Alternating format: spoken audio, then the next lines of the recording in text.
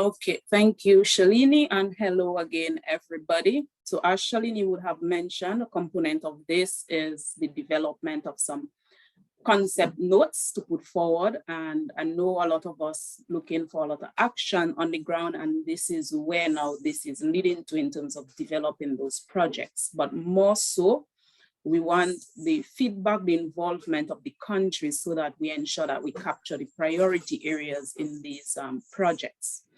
So for this, it's really a huge idea. It might be a little complex, and as such, I'll try to simplify it as best I can. So basically, just to try and put it in context in terms of the agriculture sector, we know already that a lot of the average size farms is pretty small within the region, except maybe for the bigger mainland countries like Belize, Suriname, Guyana, possibly Jamaica, Trinidad. But in the other islands, we tend to have, small acreages. We tend to have large percentage, well, most of the crops are grown in the soil, and as such, that is a key resource input for agriculture production. We have the issue that not a large number of farms are irrigated, and it has been shown that up to 30% of degraded soils are in the Caribbean. So just to bring that little agriculture context for the region there. In terms of the problem, this is a GCF project, and we are looking at climate funding, and as such, the problematic has to begin with some form of climate issue, and I will get a bit into that.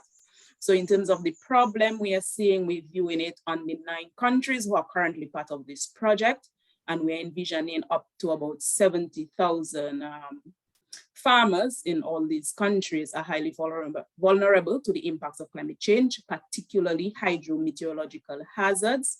And we have the issue of water insecurity. We have the issue of soil health, and we have an opportunity there for further carbon sequestration. We have the threats on livelihoods. We also have the issue of food and nutrition security. So the big objective there is to help increase the resilience to climate change, as we normally speak of. And as I said, this is a climate fund, and as such, that should stem from a climate problem. And we are looking to address that on the most vulnerable farmers within the region in the 9 countries to strengthen their capacity. And we are looking at both the public and private sector. And through that, we want to increase the engagement of the private sector there, as one of the things coming out is that we need an increased presence of the private sector and the support from them there, and also support communities in adapting to climate change. Kelly would have went through that briefly as it relates to the overview of the current readiness project. So the general idea we are thinking really is that what would be the transformational argument there? What would be new? What would be different? What would help in terms of addressing a lot of the climate issues that we are facing? So what we are saying is that if we can now de-risk the investment in the farm enterprises, that is at the farm level, that is if we can manage the climate risks at the farm level, but also not just the climate risk, but also the vulnerabilities, what we are saying that this now will feed into increasing the equity of the farms, the stability of the farms, and the confidence to have investment in this agricultural farming enterprise. And we are saying that once that occurs, that you have farm stability, you have increased equity, we are saying that these farms can now leverage investments for security and for business continuity by accessing better financing. And we are looking at both the public and the private relations there. I will go a bit in more detail there. This is just the summary of it there quickly. So as I was saying is that it is a climate fund. And as I was saying is the greater impacts that we tend to have is hydrometeorological hazards. So we are identifying the floods, the droughts, the hurricanes as the main climate related threat for the region. And we are saying, while this is seeking climate funding, this is not the only issue that is faced in the region. We also have this high level of various vulnerabilities there. This does not encompass everything, we're just highlighting some, and thus in further discussions, the added important ones will be included. So we're looking at, bad agricultural practices, as we always talk, not sufficient data to inform decisions. We tend to have a lot of the low productivity because now we don't have we don't have sufficient or adequate policies to address some of these issues. And what we are saying there, in combination with the climate related threats with vulnerability, what we are now saying is that persons that are exposed are within these 9 countries who are currently part of this project, the 70,000 farmers and about an average of 505,000 hectares of agricultural land under production, right?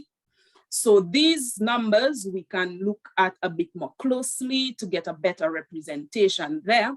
But what we are saying in essence, and from what we have been seeing coming out of the results of this current readiness project, is that the main areas requiring great attention is water and soil management, which are the key production inputs in the region.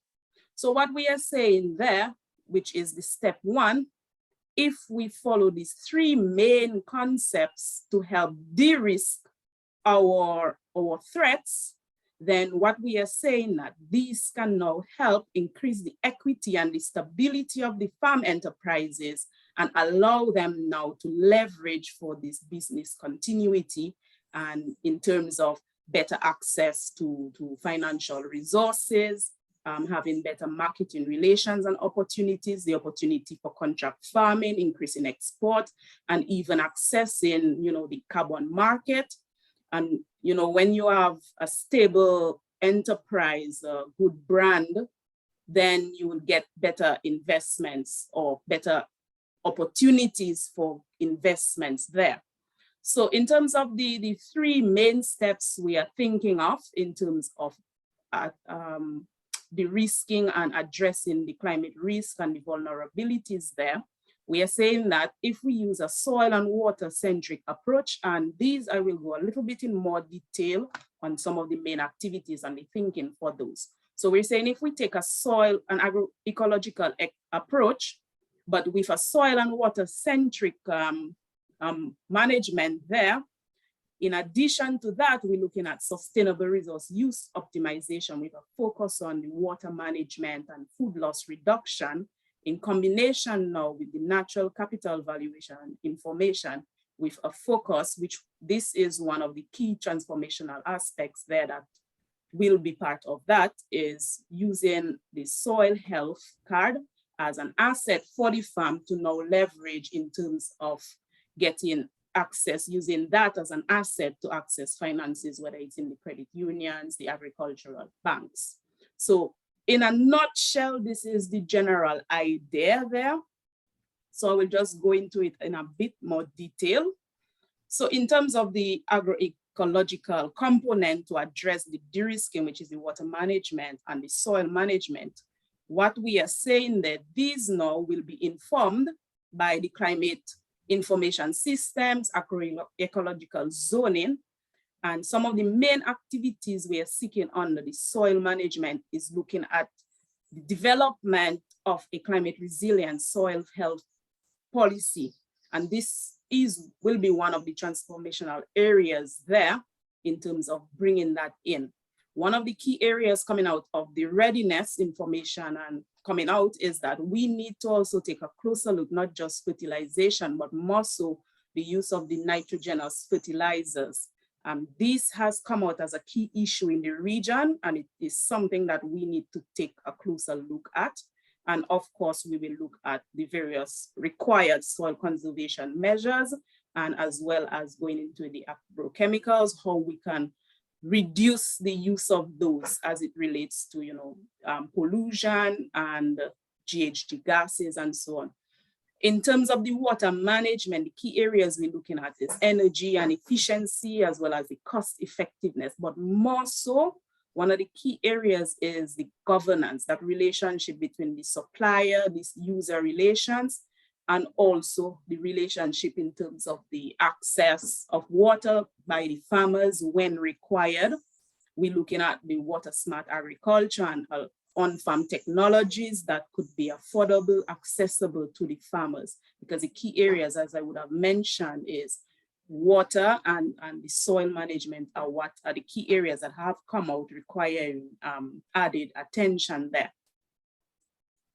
In terms of the sustainable resource use optimization, we want to focus on food loss management as it relates to the quantity, both quantity and quality.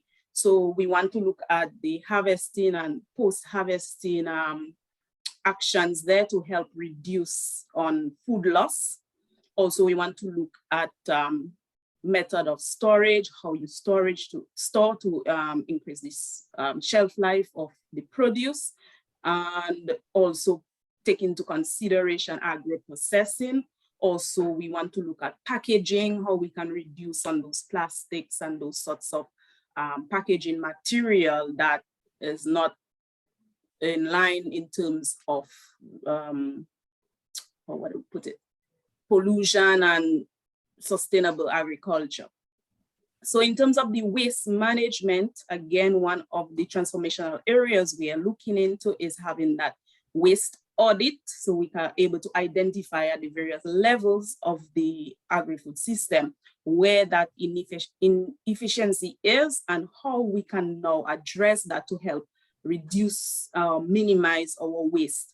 Also, one of the ideas that we have is this meal, and I will get to that towards the end, is how now we can develop this sort of business opportunity where we change the waste into useful input or some useful business within the system. In terms of the natural capital, the key areas for us there is the health scorecard. And the idea of the health scorecard is using that now as an asset. So the farmers will do measurement of the soil health, mapping of the soil health, and have these data information systems. And we can also have this valuation system for soil health. And what we want, the idea behind that is how we now can use a farmer's soil health card as an asset for him to access finances for the credit unions. And so that is one of the key paradigm shifts for us there, is how we now can put in this climate index as part of the financial portfolio of the, similar to how IDB would be doing, how we can include that now with the financial institutions so that the farmers themselves can use that as a leverage now to access funding for the enterprises. So just to put it a little more simply, so what we are in essence, we are saying is that if we, through these three agroecological, sustainable resource use optimization, natural capital valuation, through these three approaches, if we can use that to de-risk or to manage the climate risk, the vulnerabilities there, then we are saying that this now will feed into increasing the equity and the stability of the farm enterprises, for which now they can use that now to leverage for business continuity, access to financial resources, and building their brand, making them more suitable for investment opportunities there, potentially for increasing exports and so on. So this is the general thinking there. In terms of the leveraging for business, I'll just go through it a bit. We don't have it too much in detail. So as I was saying, in terms of accessing the leveraging finance, I was saying that we use the soil health card as part of the loan criteria. And so you as a farmer, we would have to develop these indices. And then you as a farmer, once you fall within the particular range of good health, your farm is of good quality to produce X amount or continuously producing crops, then you now can use that to leverage yourself, your farm, your enterprise, to access. So that is one of the key transformational areas, is how do we now bring in that whole climate index as part of the financial portfolio there. So these are some areas we need some added thinking, probably added discussion to see how we can do those sort of things there. In terms of the opportunities for investment, one of the key areas, as I mentioned, we want to have greater involvement of the private sector. But for this component, we are looking at both private and public sector. And this area focuses more on the waste to resource, how we now can, because a lot of waste is being produced, both through food loss, both through post-harvesting, after cultivation, those sorts of things. We do have a lot of food waste after persons would have purchased it along the agri-food system. And so there is a business opportunity there now. And I will go into the meal. It sounds like food. I will just give a little explanation of the idea behind that. So creating that business opportunity where we change waste into resources and keep it within the system there. So the meal, while it sounds as food, the idea there is a mobile exchange agri-produce link. And in essence, it is more of a subscription-based service where you would collect food scraps and you turn that into the agricultural produce or the input and to grow our own sustainable agriculture system. And what we are saying is that once you are part of the system, there is the opportunity for some form of discount. So say, for example, if you put in your waste into the system to the farmer to reuse on his farm, then you have the opportunity that when you buy back through the system to receive some form of discount because you know putting in your waste there. And same with the farmer, he is using the waste there, and thus when you're selling your produce, you could get an increased an incentive or something for that sort for being in that system there. So this is just the general thinking of it. So just to get a bit more there. So basically, if you are one of these farmers there, the contract farmer, you are part of the whole subscription, but you will also have persons who will not be part, but however, they are the ones the farmers would buy back from, and also you'll get that incentive for putting in your waste into the system. And persons who would have been in that system taking back the waste and turning it into useful inputs, then you have that opportunity to lower your cost of production. I know now a lot of people want to go into the switching into the organic farming, and that will create a great opportunity now that you will have available these resources to put into your organic farming. So in essence, this is the general idea there. And what we are saying, it is an opportunity to have both the public and private sector in this system. Also, it has the opportunity for contractual arrangements, because if a farm is stable, if it's consistent, then persons will take more of a chance to contract that particular farmer to produce. It has the buyback and the discount in it. It also, in terms of food, you can trust and lead to some behavioral change as it relates to the type of food we eat, because we'll be collecting, this system will allow for the tracing of your food, the collecting of the information there, and as such, you will get a better idea of where your food is coming from, how it is being produced. And at the same time, it will allow us for various data collection as it relates to carbon sequestration and other farming activities, and the whole idea of the climate adaptation. Just some light stuff there in terms of the key objectives. We are looking at it helping in terms of economic sustainability and opportunities, business opportunities there, strengthening the women in leadership there as well. There will be increased roles for women in that there. Bringing that in, we have a greater opportunity to have chemical-free produce and products, the opportunity to sequester even more carbon, rekindle community pride, and it has this whole social aspect to it.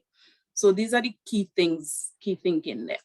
So just to bring it all together, I hope I have not confused anybody too much. It is really a general idea where we try to bring in the whole idea that the main impacts in terms of the climate is hydrometeorological hazards, but also not forgetting all the vulnerabilities that exist there and the de-risking that now, and with the focus on water, looking the main transformational area would be developing that climate smart health policy and also bringing in that whole meal system and where you could use now your soil health card as a leverage to access business opportunities there. So these are that was the general thinking that we have, and we just wanted to share that with you.